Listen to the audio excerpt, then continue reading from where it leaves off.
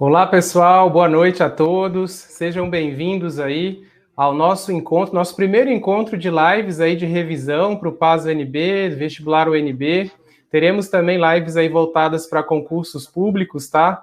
Então é com muito prazer que a gente inaugura esse espaço aqui em tempos de pandemia para tentar colaborar com vocês aí nessa preparação. Saiba que estamos aqui com vocês, né? Receberei convidados aqui 2 ou 3 vezes na semana para a gente conversar sobre obras do PAS, sobre o vestibular da UNB, sobre o Enem, então, e sobre concursos públicos também, tá? Então fique atento, a partir de hoje, né, começaremos nossa primeira live, mas já disponibilizei para vocês a agenda da semana, teremos mais 2 lives, na sexta-feira teremos uma live sobre o artigo 5º, e no sábado à tarde nós teremos uma live falando da obra Cota Não é Esmola.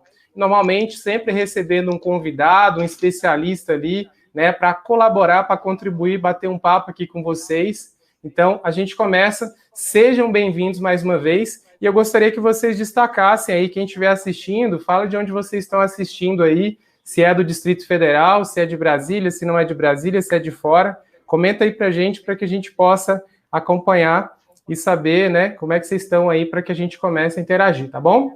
Então, hoje eu recebo, pessoal, para inaugurar esse momento, eu acabei escolhendo uma obra do Paz 2, tá? Uma obra do Paz 2 aí para a gente dialogar. Na verdade, são 2 tópicos, mas sendo que um é uma obra do Paz 2, e para isso eu recebi o colega, né? Eu vou receber aqui o colega, o professor José Rubens. Antes de colocar o professor José Rubens na tela, eu quero agradecer aqui, ó, Gabriela Macedo, boa noite. Júlia Mendes Frazão, Planaltina DF, olha a galera de Planaltina. Hugo Diniz, boa noite. Patrícia, Marcos Vinícius, tá? Valparaíso de Goiás, aí a Aline, Ana Beatriz, ó, de Goiânia, nos acompanhando. Edilene de Taguatinga, a Júlia aí agradecendo os vídeos, obrigado, viu, Júlia? Olha só, o Elston de Brasília, o Hugo do interior de Goiás, Patrícia da cidade ocidental. E aí, cara, pessoal, maravilhoso ter vocês aqui, ó, Itapuã, Esther Oliveira, Itapuã. Eu estou transmitindo aqui, pessoal, do Paranoá, tá? Para quem Então, nós estamos próximos aqui, ó. Gabriela, o Vitor aí, o Vitor, sempre um parceiro, o Vitor de Andrade, comenta bastante lá nos materiais, nas aulas, nos vídeos também. Vitor do Riacho Fundo, tá? Então, a galera do Paranoá também aqui acompanhando, o Jefferson lá, mais uma vez, de Taguatinga.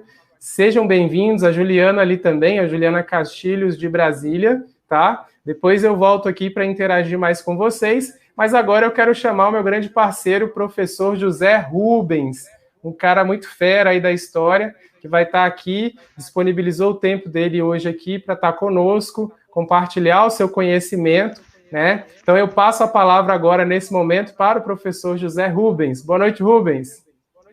Opa, boa noite, Vinícius Elias. Boa noite, pessoal que está ligado aí na nossa live. Eu fiquei muito feliz com o convite que o Vinícius fez. Para quem não me conhece, eu sou o professor José Rubens, eu sou graduado em História e Pedagogia e sou especialista em Educação, né?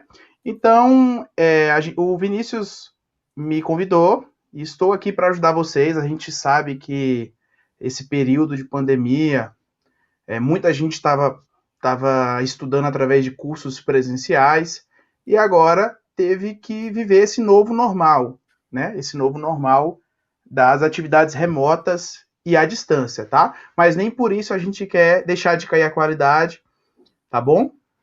Estamos aqui para fortalecer vocês. Então, Rubens, obrigado aí pelas palavras, né, de sua apresentação. O Rubens, pessoal, conheço o Rubens há um bom tempo. Rubens é um dos grandes exemplos que nós temos de pessoa aqui no Paranoá, por exemplo. Eu conheci o Rubens antes dele ingressar na universidade, né? Ele até chegou a participar algumas vezes do projeto que eu iniciei aqui no Paranoá, do Pré-ENEM, e ele chegou a participar lá, depois foi professor também, teve lá dando aula, fez pós-graduação, terminou o curso, fez pós, e tá por aí dando aula, né, com a galera toda aí, o cara que já tem uma trajetória brilhante e tem muito aí cada vez mais para, cada vez mais desenvolvendo o trabalho dele, tá bom? Então, pessoal, vou passar a palavra para o professor Rubens, para que ele comece a aula dele, e aí a gente avança e depois eu retomo com vocês aqui para conversar e interagir com vocês. Antes, eu gostaria de destacar que tem um link embaixo do vídeo, na descrição do vídeo, com enquete para saber que prova você vai fazer. Né? Logo no início, teve alguém perguntando aqui quando que vai ter a live sobre o vestibular, né? Marcos Vinícius que perguntou, foi o Marcos Vinícius aqui, né? Quando será o VEST, né? Não sei se ele perguntou quando vai ter o conteúdo para o vestibular ou quando será a prova, tá? Essa questão de datas, pessoal, tanto do PAS UNB quanto do vestibular UNB, está indefinido, né? O Enem também está meio indefinido, porque a hora tem uma data, depois volta, remarca. No caso da UNB, também nós temos esse mesmo problema. Agora o semestre foi retomado de maneira remota, então a universidade está se organizando nesse sentido, de planejar, né, esses editais, de lançar esses editais. Então, enquanto os editais não saírem, né, nós não temos previsão de prova. Eu tinha gravado um vídeo antes e tinha destacado para vocês que provavelmente as provas aí, a chance seria para o segundo semestre e mais para frente ainda, né? Chegamos aí, nós já estamos no segundo semestre praticamente.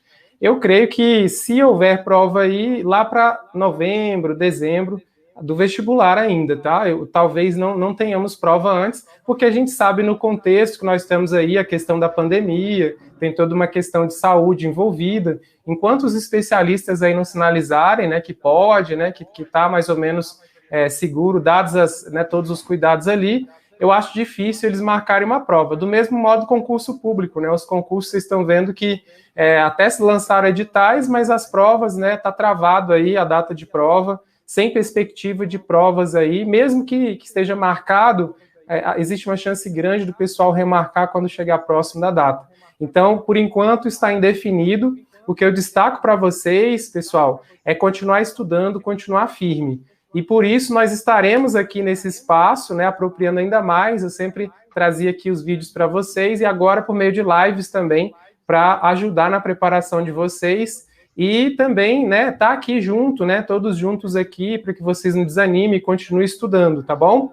Então agora, para não interromper demais o Rubens, professor José Rubens agora, manda ver, né, uma super aula aí. Vou abrir aqui o slide e a aula é toda sua agora, Rubens. Opa!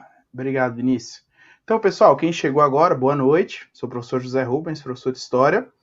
E só frisando o que o Vinícius falou, uma hora a prova vai acontecer, né? Mas vocês têm que fazer a parte de vocês, que é estudar, e vamos nessa. Pessoal, alguns de vocês podem ter se perguntado sobre o título da live, o título do vídeo, Declaração Universal dos Direitos Humanos versus Declaração Universal dos Direitos do Homem e do Cidadão.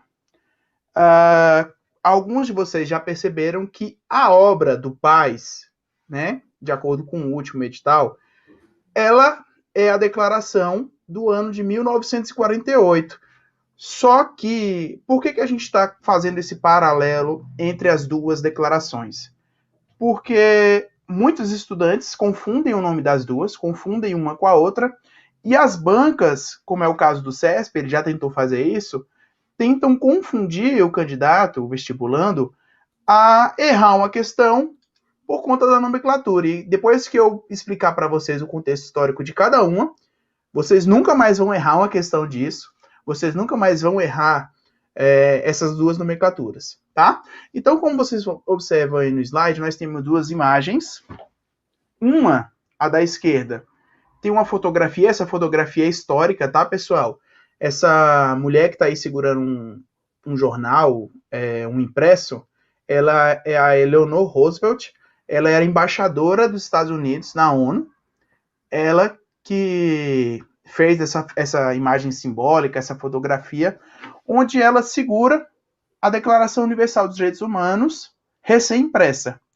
A outra imagem da direita, como vocês podem perceber, é a Declaração Universal dos Direitos do Homem e do Cidadão, né? A forma como ela é representada, a própria imagem, a própria iconografia mostra para vocês a presença da luz, né? Sendo aí o iluminismo uma presença marcante na Revolução Francesa e nas ideias dos iluministas, né? Passando aí o slide, por favor. Vamos lá. Primeiro a gente vai falar sobre a Declaração Universal dos Direitos do Homem e do Cidadão. Pessoal, a Declaração Universal dos Direitos do Homem e do Cidadão, ela é talvez o maior legado da Revolução Francesa. A Revolução Francesa é um episódio histórico extenso, são várias etapas, são várias fases, são vários personagens. Se eu for entrar nos detalhes da Revolução Francesa, a gente vai acabar precisando de umas 4 lives aí, né, Vinícius, para poder entrar nesse tema. Mas eu vou tentar apenas fazer com que vocês entendam o contexto histórico recente que fez surgir esse documento. Pois bem, nos anos 80 lá, né, 1780 a 1790, a França está passando por um processo revolucionário, né? Antes desse processo, nós tínhamos o antigo regime, que nós historiadores temos o costume de chamar de absolutismo. O que é absolutismo, professor? Né? Absoluto e o tismo, regime político. Um regime político onde uma figura, que é o rei, tem poderes quase absolutos. O cara manda e desmanda da forma que ele quer.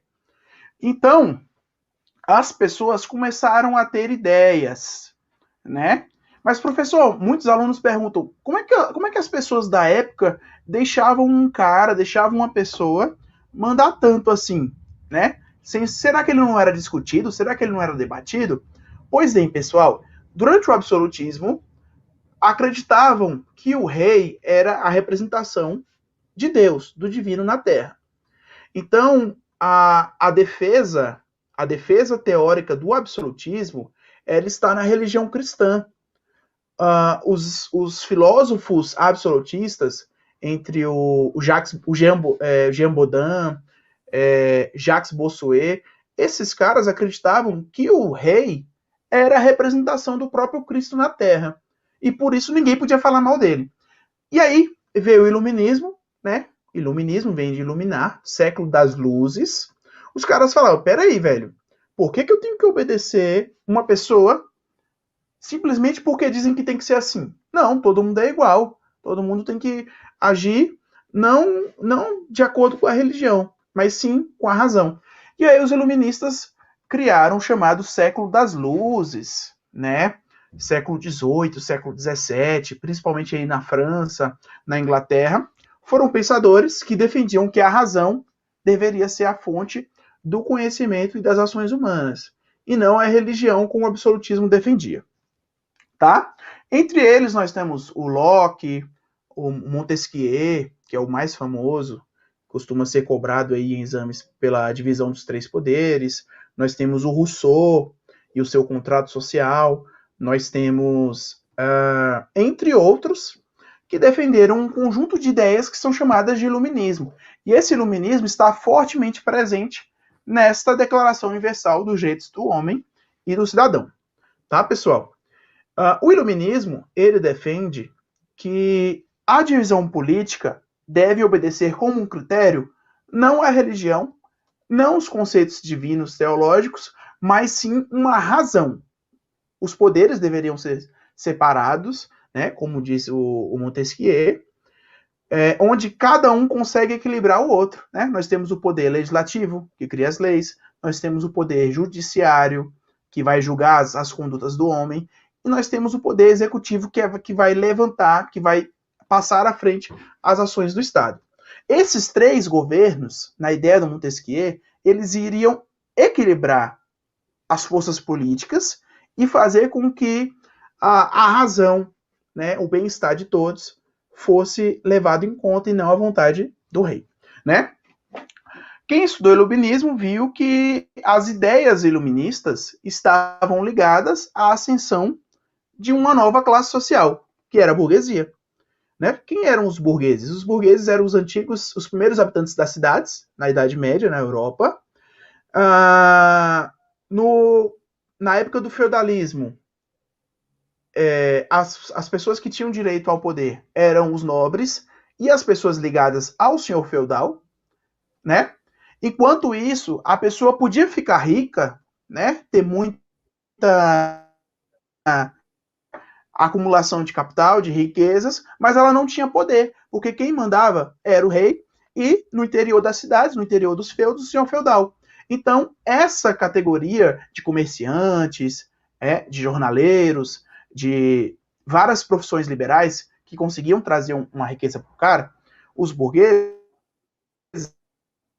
eles queriam pedir mais privilégios, mais atenção do Estado e poder decidir. E aí o absolutismo ele vai bater de frente com as ideias do iluminismo, que estão representando a burguesia. Então, esses caras vão começar a ter mais espaço. E a partir da Revolução Francesa, que essas ideias vão para a prática. Essa Declaração Universal dos Direitos do Homem e do Cidadão, pessoal, ela tem também características do liberalismo, a divisão dos poderes que eu já falei, liberdades civis, como o direito à propriedade, como do livre pensamento, da livre expressão, tá? E, logicamente, criticar o absolutismo no rei. Próximo slide aí, por favor. Vinícius, por favor.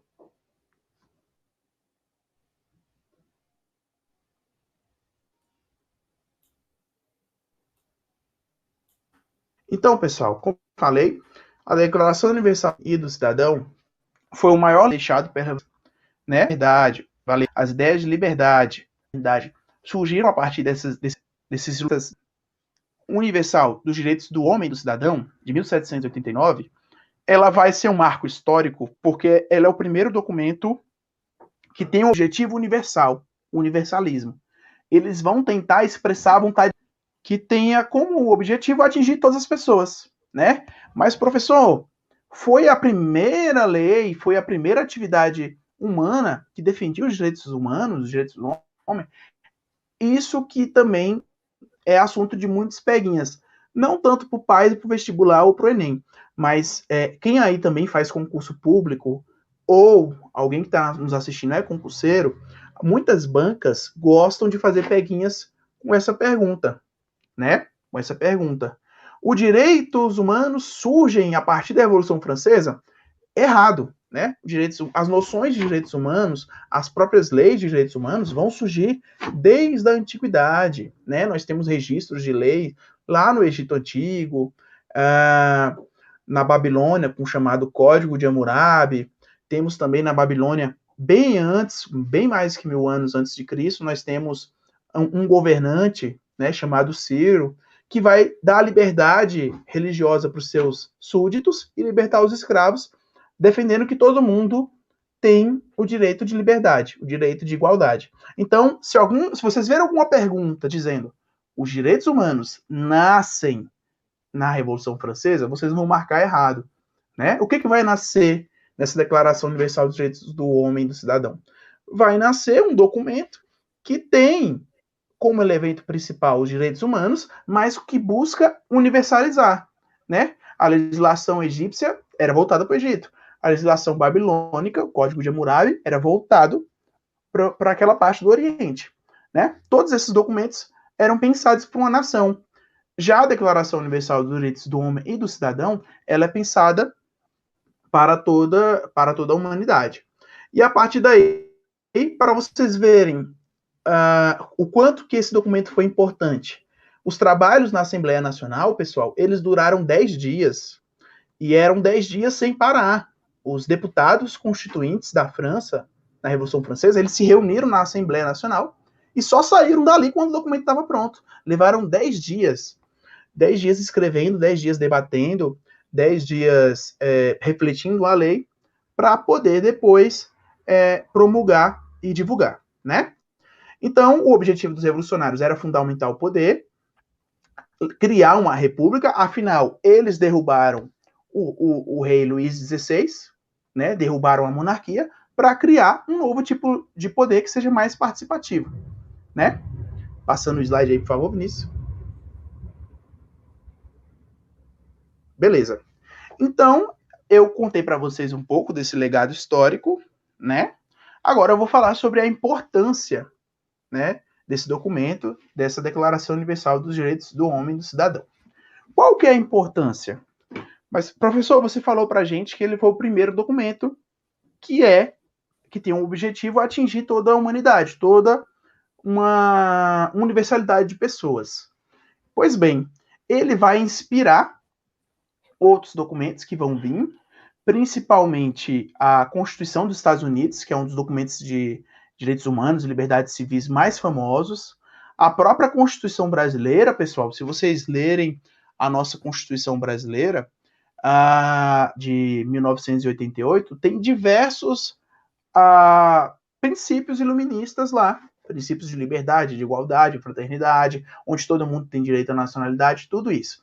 Outra grande lição que esse documento nos trouxe foi o povo, né? Povo aqui, eu estou falando da população, como interesse geral do Estado e do governo. Antes, não. Antes, a população era tratada apenas como súditos de um rei que tem que mandar, e manda quem pode, obedece quem tem juízo. Agora as coisas mudaram, né? O interesse do Estado é atingir o bem-estar da população. Pois bem, próximo slide, por favor.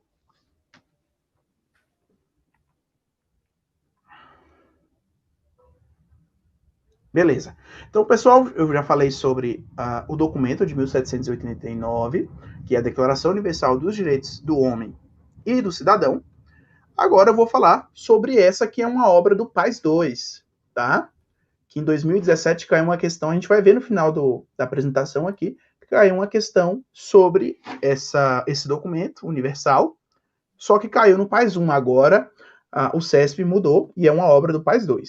Pois bem, como a gente sabe, a Segunda Guerra Mundial, ela trouxe um dos maiores exemplos de horrores e atrocidades já vistas, né? Nós tivemos aqueles experimentos dos cientistas nazistas utilizando vidas, utilizando pessoas. Nós tivemos a experiência do Holocausto, dos campos de concentração, né? Nós tivemos vários horrores que não é nem legal ficar lembrando aqui de detalhes de cada um deles. E fizeram depois que a guerra passou, a guerra, né? A Segunda Grande Guerra Mundial, que termina em 1945, surgiu a criação da ONU. Né? Muitas vezes você está assistindo lá um jornal e está falando sobre a ONU, algum embaixador da ONU, algum representante. O que seria a ONU? A Organização das Nações Unidas, criada em 1945, ela é um órgão de direito internacional que vai ter o objetivo principal buscar a solução pacífica para os conflitos internacionais, né? Assim que termina a Segunda Guerra Mundial, muita gente pensa, não, agora é o momento de paz. Muito pelo contrário, né? Termina a Segunda Guerra Mundial, nós temos a Guerra Fria, que é um momento de tensão.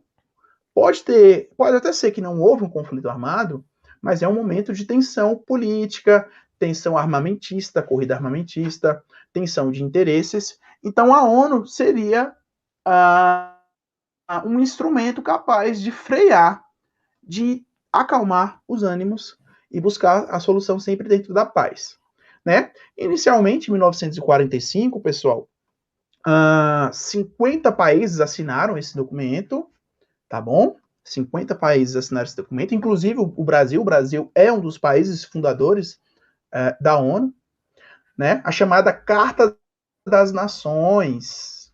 A Carta das Nações, 50 países iniciaram. Né? Próximo slide, por favor. Então, falar dos direitos humanos em 1948 é buscar alternativas que evitem atrocidades que aconteceram na Segunda Guerra Mundial, né? Um exemplo disso foi o Tribunal de Nuremberg, né? Muito falado por documentários, existem diversas pesquisas históricas sobre o assunto. O que foi o Tribunal de Nuremberg? Alguns generais, alguns cientistas do Partido Nazista, que eram amigos do Hitler, né, na Segunda Guerra Mundial, no governo nazista na Alemanha, eles foram punidos pelos seus crimes, eles foram delatores, né, nós vemos aí na TV toda hora falando delação premiada, era mais ou menos isso. eles falavam onde enterravam judeus, falavam que tipo de atrocidades, que tipo de tortura eles utilizavam, que experimentos eles utilizavam. Então, o Tribunal de Nuremberg foi um tribunal internacional que tinha o objetivo julgar e investigar os crimes da Alemanha nazista, né? Foram diversos crimes e eles inspiraram tanto a fundação da ONU como a Assembleia Geral das Nações, que, por fim, assina em 1948 a Declaração Universal dos Direitos Humanos. Isso sim é a obra do Paz, tá, pessoal? Esse documento de 1948. Então, a principal motivação dele, na época, era evitar atrocidades, porque as pessoas estavam cansadas, as pessoas estavam horrorizadas com as notícias do Tribunal de Nuremberg, com as notícias, com a capacidade que o ser humano tem de destruir, né? Nós temos o exemplo do Holocausto, que acredita-se aí que foram mortos 7 milhões de judeus por falta disso. Tivemos também a bomba atômica nas 2 cidades japonesas, né? Aquele desastre nuclear. Então, a principal motivação desse documento seria evitar atrocidades. Só que ele trouxe uma novidade, né?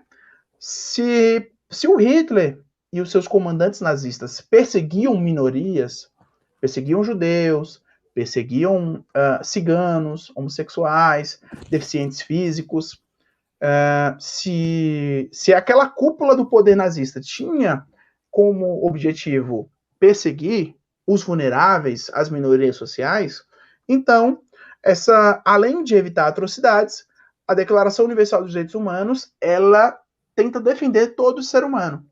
Não interessa a distinção de classe, de cor, de gênero, de religião, de opção, nacionalidade. Quem for ser humano tem esse direito natural. O direito natural vai surgir, pessoal, de uma ideia lá da Declaração Universal dos Direitos do Homem, na Revolução Francesa, no Iluminismo.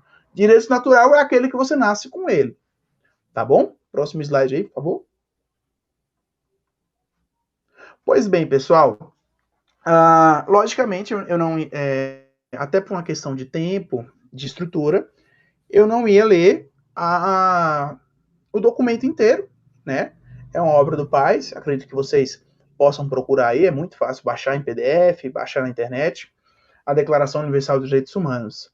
Ela tem 30 capítulos, né? Aí eu coloquei para vocês, pessoal, o assunto de cada um deles. Esse não é um documento na íntegra. Esse, na verdade, seria um resumo, onde nós temos aí cada assunto que é encontrado na carta. Isso, exatamente. Cada assunto encontrado nos artigos da Declaração Universal dos Direitos Humanos. Né? O primeiro deles, pessoal, todos nós nascemos livres e iguais. Que princípios do iluminismo nós temos aí? O da liberdade e o da igualdade. A igualdade era, dos 3 princípios da Revolução Francesa, era aqueles que eles davam mais valor. Somos todos iguais perante a lei. Só uma curiosidade, tá, pessoal? Essa Declaração Universal dos Direitos Humanos, isso talvez caia na prova de vocês, ela não tem força de lei, só que ela é algo recomendado, né? Assim que ela saiu, os países, através do seu direito legislativo, do seu poder legislativo, eles adotaram ou não essas demandas, né? Esses artigos aí, tá? Ela não tem força de lei. Mas se você pegar a nossa Constituição Federal de 88, tudo que está aí, basicamente, está lá. De outra forma, ou de forma literal, tá bom, pessoal? Alguns países decidiam se adotavam ou não. Nós temos, por exemplo, aí, ó, o direito do julgamento, nós temos o direito da presunção da inocência, até que prova o contrário, que está no nosso Código de Direito Penal Processual brasileiro, né? O direito à privacidade, o direito de ir e vir, porque, se vocês pensarem, tenta pensar a realidade daquelas pessoas que sofreram no Holocausto, que sofreram na Segunda Guerra Mundial, pensa se houvessem esses direitos na época delas. Nada daquilo teria acontecido. Decretar prisão sem prova, sem a garantia da legítima defesa, né? Então, nós temos aí esses artigos que vocês podem estar encontrando na internet e lendo na íntegra. Beleza, pessoal? Partindo aí para o próximo slide, por favor.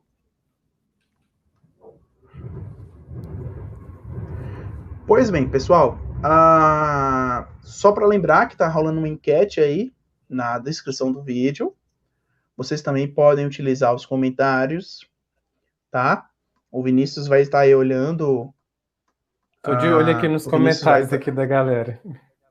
Beleza, se tiver algum aí para mandar para cima, Vinícius, nós estamos à disposição aí.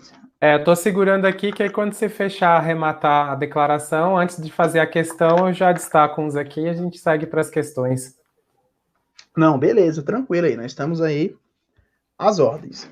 Então, qual é o legado e a importância da Declaração Universal dos Direitos Humanos? Gente, tentem pensar a prova. Não pensa, eu preciso ler a obra, eu preciso entender, decorar. Tenta entender, tenta pensar com uma banca. Por que será que a Universidade de Brasília quer que os seus candidatos, que os seus vestibulandos, leiam essas obras? Todas elas têm um grande significado para o país, né? A Declaração Universal dos Direitos Humanos, por exemplo, ela é o maior marco de direitos humanos, de paz, de justiça social. É um documento que você lê e você fala assim, caramba, se um dia a humanidade seguir à risca tudo isso aqui e não tiver nenhuma brecha, a gente vai ter aí justiça social, a gente vai ter paz, a gente vai ter fraternidade. Pois bem, a Universidade de Brasília tem uma preocupação que seus vestibulandos tenham um senso crítico, porque eles saibam pensar e refletir as demandas do mundo. Se esse documento fosse levado a sério, a sociedade poderia ser muito mais libertária, muito mais fraterna, muito mais solidária. Então, acredito, né? Os especialistas apontam que é por isso que a UNB gosta de pedir esses tipos de obra, que fazem os seus vestibulantes pensarem, raciocinarem, né? Que tipo de sociedade seria melhor e como que a gente poderia alcançar. Pois bem, esse é o documento, a título de curiosidade, tá, pessoal? Esse é o documento que foi mais traduzido em todo o mundo. Ele foi traduzido aí por 500 idiomas, né? Como eu falei, ele não tem força de lei, mas se um país decidiu, ele tem que cumprir. A mesma coisa são os tratados da ONU, tá, pessoal? Quando fala assim, o Comitê de Segurança da ONU delimita um número X de quantidade de urânio que um país possa ter. Delimita que um número X de países tem o direito de criar armas químicas. Tudo isso, o país que assinou, ele deve cumprir, né? A Declaração Universal dos Direitos Humanos, além de ser um documento internacional, ela inspira várias constituições, estados e democracias no mundo afora. É o maior documento de proteção universal dos direitos humanos. Se antes ela foi criada, né, com aquele intuito de evitar atrocidades, hoje em dia esse vínculo não perdeu, porque ainda existem alguns países, alguns lugares que os países, ou legislações, ou pessoas mesmo estão fugindo aí de cumprir esses direitos, de cumprir essas delimitações do Programa de Direitos Humanos, né? Ela serve como base para a defesa de direitos sociais e movimentos sociais, né? E disputas parlamentares. É muito comum você ler uma manchete dizendo assim, deputado tal criou um projeto de lei, mas a Comissão de Justiça da Câmara dos Deputados julgou inconstitucional perante os direitos humanos, ou seja, ele é um projeto de lei que feria uma dessas ideias que o Brasil assinou e concordou, né? Preocupação, e por fim, né, esse é o mais atual, preocupação da garantia de direitos aos grupos mais vulneráveis. Se naquela época, onde foi criado os grupos vulneráveis, pensando na Segunda Guerra Mundial, eram judeus, ciganos, deficientes físicos, hoje em dia, cada sociedade vai ter uma minoria social representativa, né? Por exemplo, se eu tenho um país, só um exemplo, tá, pessoal? Se eu tenho um país onde 95% da população é judaica e 5% da população é islâmica, né? É muçulmana, logicamente, essa população vai ter algum tipo de prejuízo social, seja na criação de leis, seja na garantia de direitos e proteção, né? Hoje no Brasil nós podemos pensar, de repente, a população negra, né, que vem buscando mais espaço e mais políticas públicas. Nós podemos pensar também os próprios deficientes físicos, os idosos. Para quem não sabe, o Brasil tem a Política Nacional de Proteção do Idoso, né, a PNI. São camadas sociais da sociedade que precisam ter seus direitos garantidos, senão as maiorias vão acabar fazendo com que há aí uma desigualdade. Então, o Estado tem essa preocupação de garantir os direitos, sempre espaldados pela Declaração Universal dos Direitos Humanos, tá? Então, tem essa preocupação com os grupos mais vulneráveis. Partindo aí para próximo slide. Então, só para fazer um paralelo entre as duas, né? A primeira, que é a Declaração dos Direitos do Homem e do Cidadão de 1789, ela começa bem assim, o primeiro parágrafo. Os homens nascem e permanecem livres e iguais em direitos. As distinções sociais só podem fundar-se na utilidade comum. Essa frase, se você observar, ela foi trocada no segundo documento. Por que será que ela foi trocada? Porque no primeiro, quando ele vai falar de utilidade comum, aí fica explícito o interesse da burguesia, que era uma classe nova, que era a classe que liderou a Revolução Francesa e depois continuou liderando quando Napoleão Bonaparte assumiu o poder na França, né? Na Declaração Universal dos Direitos Humanos de 1948, o início foi igual. Todos os homens nascem livres e iguais em dignidade e direitos. Até aqui elas casam, elas combinam. São dotados de razão e consciência. O razão já está puxando para o lado do iluminismo, né? Que sempre continua atual. E consciência, e devem agir em relação uns aos outros com um espírito de fraternidade. Ou seja, essa segunda declaração de 1948, ela já é mais amplificada, ela já quer contemplar mais categorias. As duas estão em vigor atualmente, né? Por mais que, claro, a da Revolução Francesa, que é a Declaração dos Direitos Humanos, ou a Declaração dos Direitos do Homem e do Cidadão, ela inspirou a Declaração Universal dos Direitos Humanos, de 1948. Beleza, pessoal? Então, a gente fez essas comparações para que vocês nunca mais errem questões por conta da nomenclatura, que vocês errem questões, como a gente vai mostrar logo mais uma questãozinha que o CESP queria aprontar para os candidatos. Próximo slide aí, por favor. Beleza, pessoal, uma questão aí bem interessante, que é do Enem de 2019. Vou ler rapidinho com vocês aí.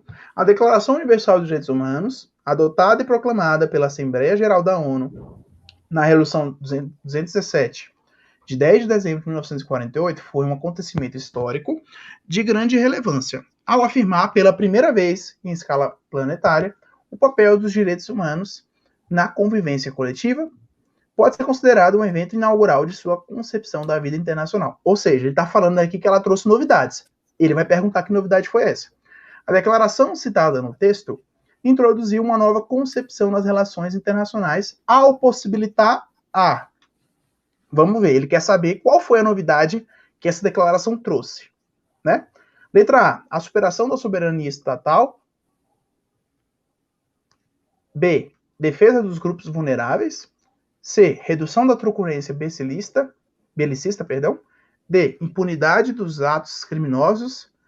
Ou inibição dos choques civilizacionais? Qual será que é a resposta certa? Dá um tempinho para vocês pensarem. É a letra B, né? Qual foi a novidade? A defesa dos grupos vulneráveis. Aí nós temos a resolução aí, né? Como ela foi elaborada na Segunda Guerra Mundial, em vistas ao Holocausto, a Declaração Universal dos Direitos Humanos, ela traz como pilar a defesa dos grupos vulneráveis, algo inédito na relação entre os países. Entre seus pilares estão a autodeterminação dos povos, a condenação da escravidão e a defesa dos grupos minoritários. Letra B. Essa questão aí do Enem de 2019, o Enem do ano passado.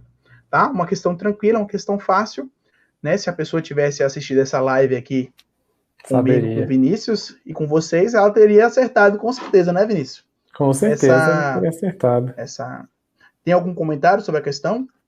Não tem aqui ainda não chegou aqui para mim não, mas tem alguns comentários que eu separei sobre o PAS mesmo, sobre os processos seletivos aí que eu estou guardando para o final. Vamos passar para aquela do PAS então, para o pessoal perceber. Essa é boa, a galera vai como gostar. É que caiu no PAS, de que maneira que caiu para o PAS, que eu acho que, pessoal, perceba o seguinte, o quanto a prova, às vezes, ela tenta enganar vocês, se vocês não estiverem espertos, ela te engana bonito, porque ela põe um texto lá lindo e maravilhoso, e por isso que a gente escolheu, por exemplo, o Rubens trouxe o comparativo, porque é comum vocês confundirem, porque o nome lembra, né? São duas declarações universais. Exatamente. Né? Exatamente. E parece que é a mesma coisa. Nos vestibulares, de maneira geral, eles costumam, muitas vezes, trazer a Declaração de Direitos do Homem e do Cidadão como sinônimo da outra e tentando te enganar. Né? Até mesmo tentando falar que surgiram no mesmo contexto histórico. Então, elas muitas vezes tentam fazer uma pegadinha com vocês. Então, aqui, justamente, acho que o grande legado desse encontro de hoje é vocês não caírem nessa pegadinha, tá? Pode mostrar a questão aí, Rubens. Beleza, pessoal. Então, essa questão do PAS de 2017, ela trouxe, né, esse texto aí, que é um trecho da Declaração Universal dos Direitos do Homem e do Cidadão. Quando eu coloco cidadão, eu estou falando daquela que veio da Revolução Francesa, tá, pessoal? Não se esqueça isso aí. Declaração dos Direitos do Homem e do Cidadão, estou falando de 1789, Revolução Francesa. Então, ele trouxe lá uma questão, e na 82, o item pergunta bem assim. Observem, tá, pessoal? Produto da Revolução Francesa, a Declaração Universal dos Direitos Humanos proclamou a liberdade como um direito natural, contribuindo para a elaboração do conceito moderno de cidadania, né? Ou seja, a questão, se você não olhar para a nomenclatura, mandar um abraço aqui para Jaqueline Vilela, que está nos acompanhando aí, beijão, abraço. Se você olhar a nomenclatura, pessoal, você vai encontrar o erro. Por quê? Se eu estou falando da Revolução Francesa, tinha que estar a palavra cidadão, olha no item aí, da Declaração Universal dos Direitos Humanos. Essa declaração é a de 1948, tá, galera? Então, olha como é que o CESP pensou essa questão para poder enganar muitos candidatos, para poder enganar muitos alunos. Ele trouxe uma definição, um trecho bonitinho da Declaração Universal dos Direitos do Homem e do Cidadão, de 1789, Revolução Francesa, mas no item ele coloca o nome da outra, de 1948. Foi somente esse erro.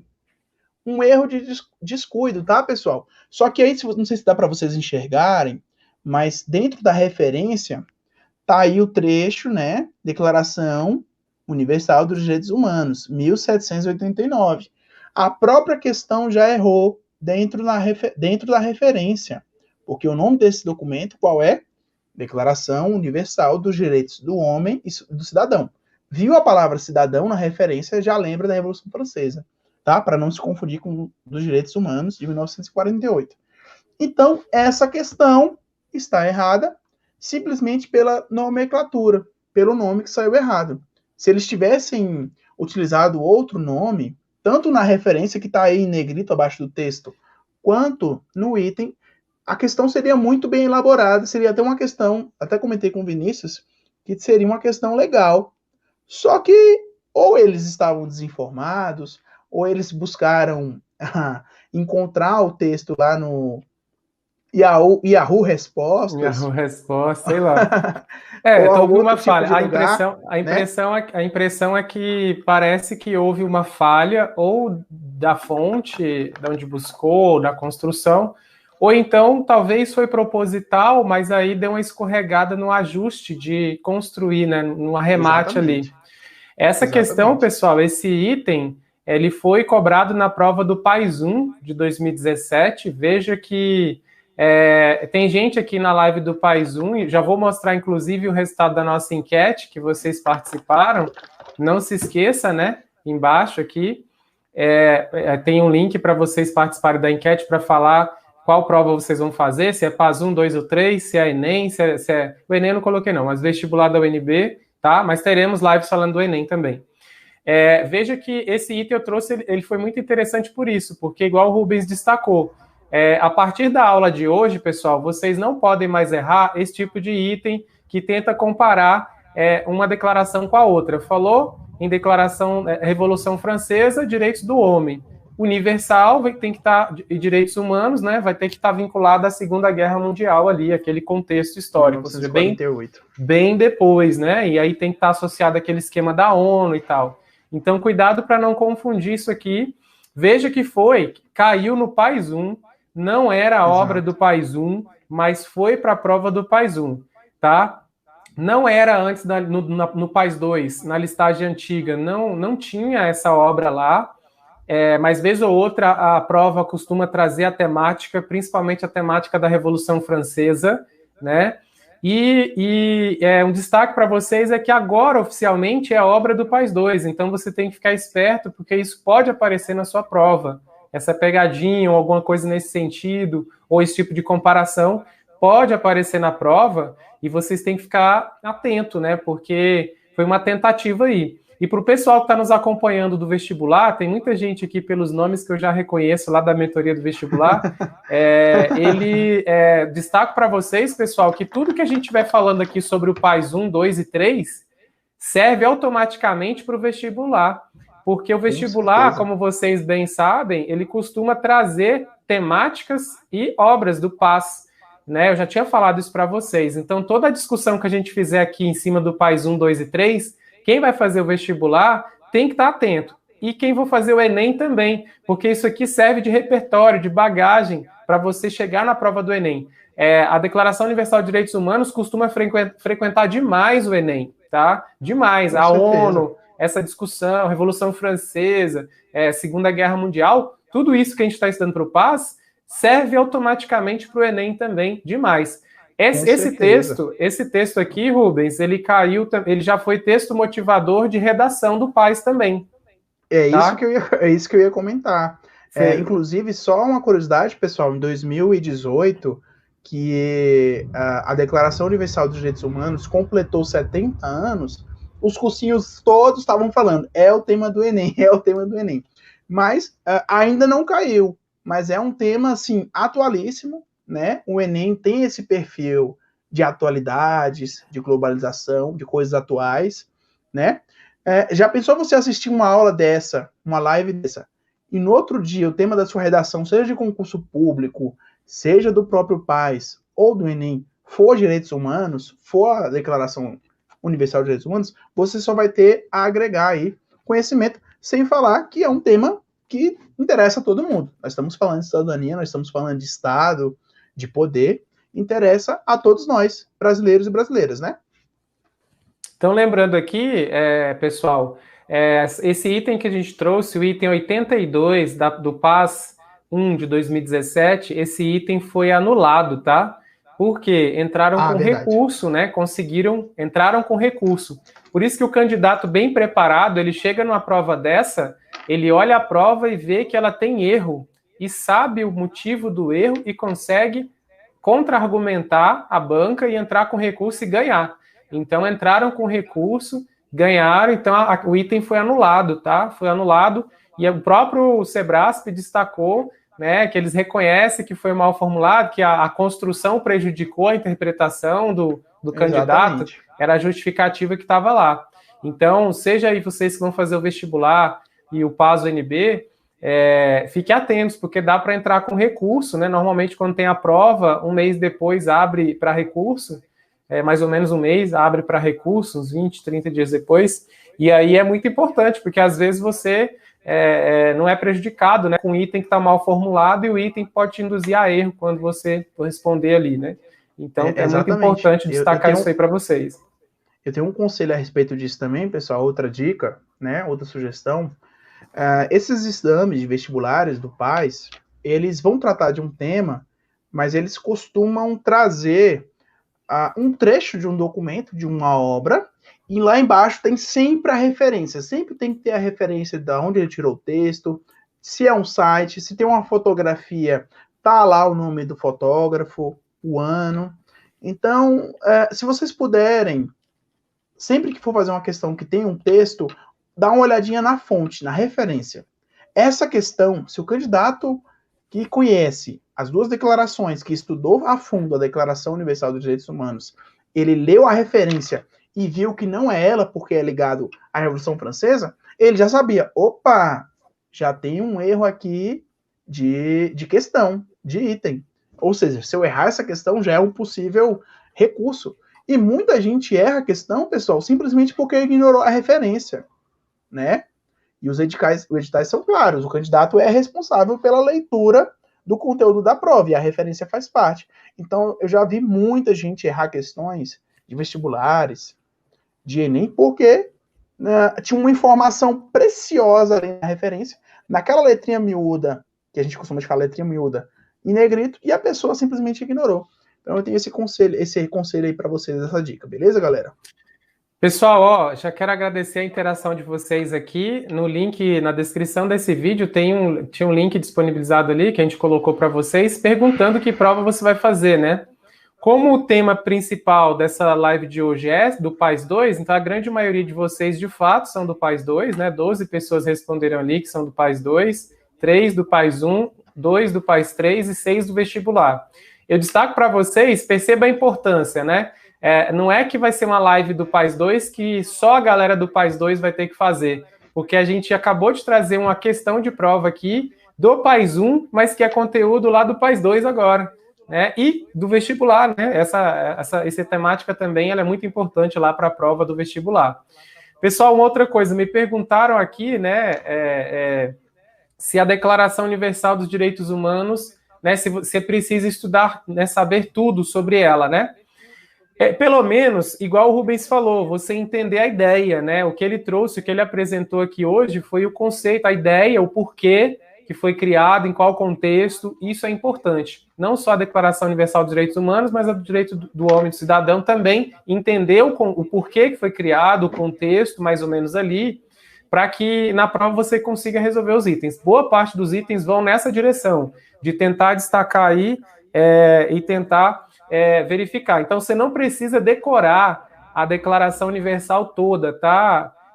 Você precisa entender o conceito, mas pelo menos dar uma lidinha nos artigos para você ter uma noção do que se trata, para internalizar mesmo.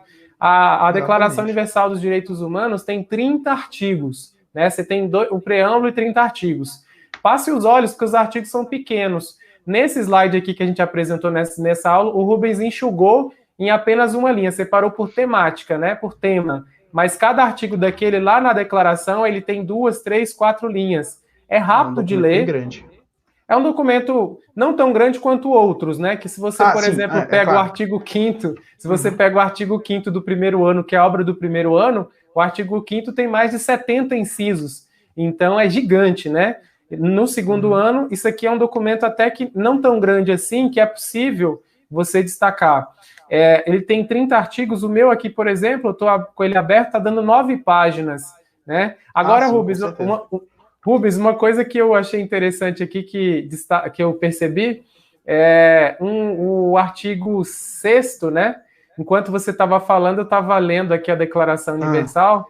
O artigo 6º da Declaração Universal dos Direitos Humanos fala bem assim: toda pessoa tem o direito de ser, em todos os lugares, reconhecida como pessoa perante a lei.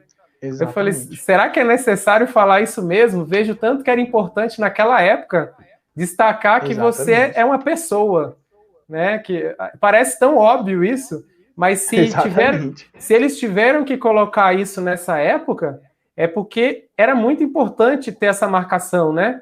De que todo mundo é ser humano e todo mundo tem direito ali de ser reconhecido como pessoa, independente de quem ele é. Isso até hoje, isso até nos dias atuais, a gente tem que reforçar isso o tempo inteiro, né?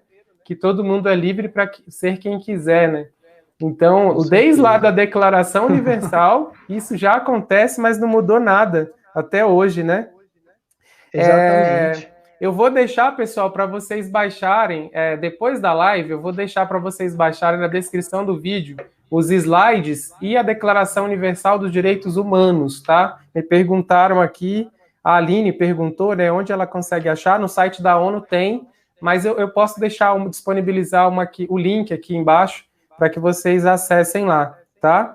O Vitor de Andrade, ele até está destacando, né? Serve até de argumento de autoridade na redação. Perfeito, Vitor. Eu ia até falar isso aqui, mas você antecipou que serve sim, pessoal, e muito, tá? Essas legislações, essas leis que aparecem aqui no PAS 1, no PAS 2, no PAS 3, no PAS 3 até que já cobraram, né? A Constituição ela já foi cobrada literalmente no PAS 3, mas no PAS 1 e 2 ela te serve de argumento de autoridade, bagagem, né? Aquela bagagem para você escrever aquela redação top para o examinador chega a emocionar quando for corrigir sua redação, né? Ele vai pensar, caramba, esse cara sabe mesmo. Esse cara sabe mesmo. Até na redação do Enem, pessoal, redação do Enem, sempre que vocês puderem citar a Declaração Universal dos Direitos Humanos, a Constituição Federal, faz toda a diferença, porque o examinador vai ver que você tem bagagem, você tem repertório. Por isso que o PAS coloca no PAS 1, 2 e 3.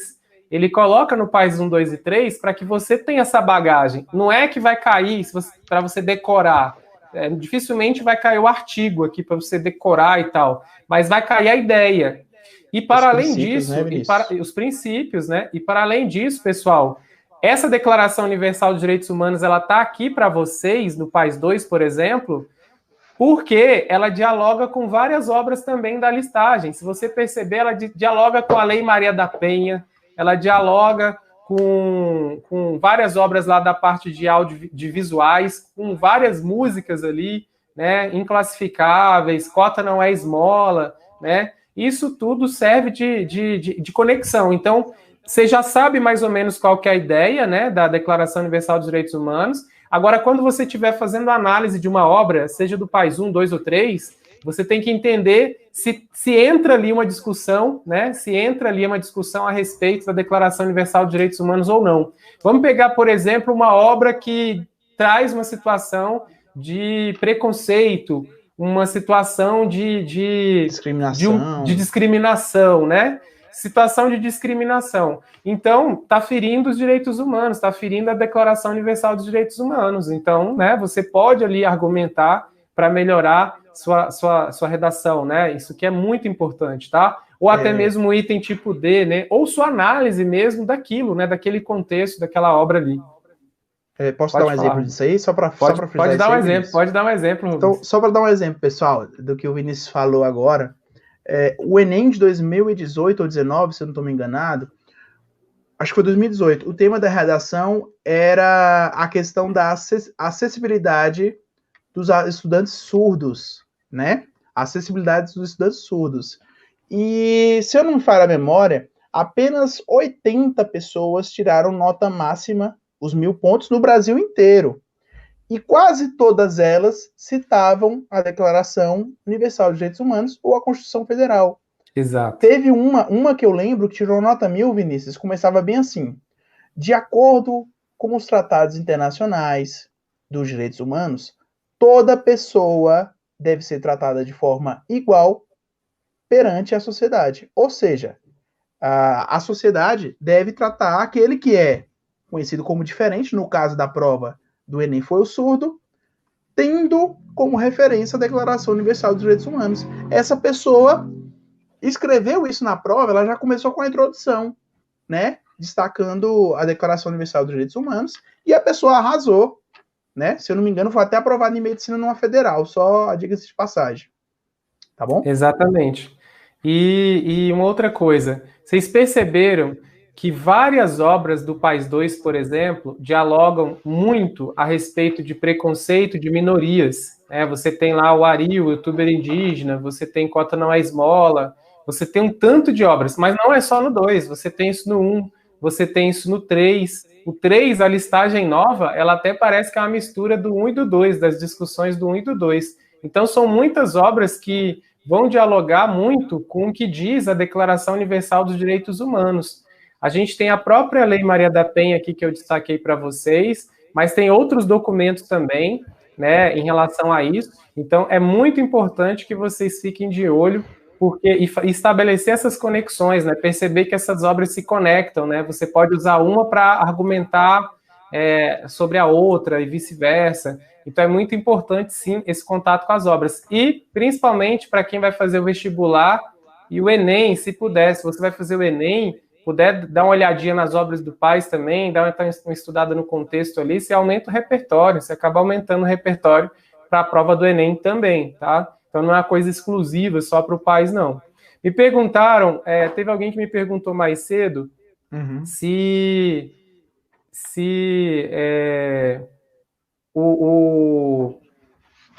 vai mudar, se a prova vai mudar por conta. Aqui, ó. O MSPC. O novo ensino médio vai mudar o PAS? Né?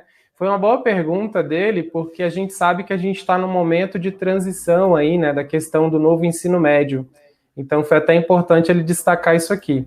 O novo ensino médio, pessoal, o ano passado, no final do ano, até a gente teve algumas reuniões lá na UNB, e aí professores da rede pública, da rede privada, né, para poder discutir e debater essa questão do novo ensino médio versus PAS UNB. Então, o pessoal tinha iniciado naquele momento umas discussões a respeito disso, mas como o novo ensino médio ele tá em fase de implementação, né? Então, tem toda aquela fase de preparação, os estados estão atualizando seus documentos, seus currículos para alinhar. Eu acho que ainda não, né? A prova, eu acho que ela só será afetada pelo novo ensino médio depois que as escolas já estiverem trabalhadas no contexto do novo ensino médio. Bem implementadas, né? Bem implementadas. Né? No Distrito Federal, nós temos aí algo em torno de cinco escolas, né? 5 escolas que estão testando o novo ensino médio, né? Que foi implementado, as escolas piloto aí. Mas não é a rede inteira, então eu acredito que a prova não vai cobrar ainda no contexto do novo ensino médio, se só tem 5 escolas experimentando esse novo modelo ainda. Eu acredito que talvez isso vá acontecer daqui uns 2, 3 anos, mas para esse ano, 2020, 2021, eu não acho que essa prova ela venha no contexto do novo ensino médio, tá? Eu creio que ela não venha nesse contexto aí, tá bom? Então essa discussão está rolando na universidade, nesse sentido aí, mas eu acho que não vem por agora. Eles estão, sim, pensando em fazer essa conexão da prova com o novo ensino médio, BNCC e tal, só que eu acho que não vai ocorrer por agora. Primeiro tem que se estabelecer nas escolas, tá? Porque aí vai mudar muita coisa, né? O próprio Enem já tem sinalizado essa questão de mudança, mas há um ano, 2 anos. Era para ser nesse ano, o Enem já com uma tentativa ali de ser por área, mas não vai mais. Talvez o ano que vem, mas eu acho difícil também acontecer, acho que o ano que vem, por conta do reflexo da pandemia. Eu acho que até o próprio Enem, talvez daqui uns 2 anos. Pode ser que eu esteja enganado e o ano que vem resolva fazer. O desse ano, pelo jeito, não, mas o de 2021 eu também acho difícil que vá acontecer alguma coisa nesse sentido, tá? Porque tem muita coisa para acontecer ainda, né? Tem esses documentos, as escolas têm que estar todo mundo conectado ali, os professores, né? Entendendo qual vai ser a lógica, a configuração do novo ensino médio em cada estado. Então, isso vai demanda um pouco de tempo ainda. Pessoal, eu estou caminhando aqui para o final, eu quero agradecer demais a participação e a interação de todos vocês, eu acho que foi bem legal, né? Nós inauguramos aí, sexta-feira teremos um próximo encontro, se tudo der certo, e sábado à tarde também. Sexta-feira à noite, no mesmo horário, provavelmente no mesmo horário, tá? Lá no meu Instagram, @profviniciuselias, tá lá sempre o bannerzinho informando o horário, e já vai ficar agendado aqui no canal também. Eu imagino que sexta-feira à noite, então, a gente vai falar sobre o artigo 5º, né? Tudo dando certo ali, tá agendado. E sábado à tarde falaremos sobre cota não é esmola, já analisando uma obra do PAS 2, mas que é muito boa para quem vai fazer o Enem, para quem vai fazer o vestibular. E na terça-feira, provavelmente, eu terei aqui a presença de uma colega, a Denise, que vai falar, se tudo der certo, a gente conseguir encaixar a agenda, ela vai falar sobre dicas de estudo, né? Ela é coach e tal, de preparação para para a rotina de estudo, essas coisas todas, então ela vai, de repente, trazer uma fala aqui e colaborar com vocês. Muita gente pergunta, né, de que maneira, como é que eu faço para aproveitar melhor o meu tempo, coisas nesse sentido. Provavelmente, na terça-feira, nós teremos a presença aqui da colega Denise falando sobre isso, já para dar algumas dicas para vocês aí, principalmente nesse contexto de pandemia.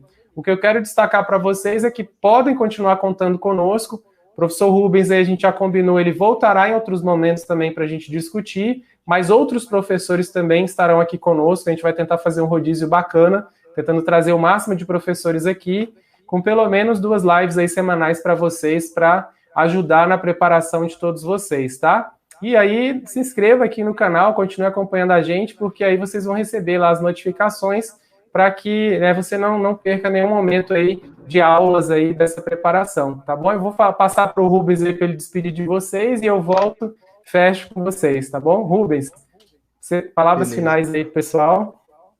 Ô, pessoal, foi uma satisfação enorme estar aqui com vocês. Foi muito bom ter sido convidado por essa live, ter discutido ideias. Deixem aí nos comentários o que vocês acharam, sugestões. Tá? Quem quiser me seguir também, eu tenho um canal, chama História na Tela. Pode pesquisar História na Tela, tanto no YouTube como no Instagram também. E estamos aí. Próxima oportunidade que eu estiver, que o Vinícius me chamar, nós estamos às ordens para poder contribuir com vocês aí nessa quarentena aí. Espero que o Vinícius estenda esse projeto, que é muito legal, que vai ajudar muita gente, né? Por mais tempo. Beleza, pessoal? Grande abraço para vocês aí. Estamos juntos aí, bons estudos. Não deixem de lutar pelos sonhos de vocês, tá bom?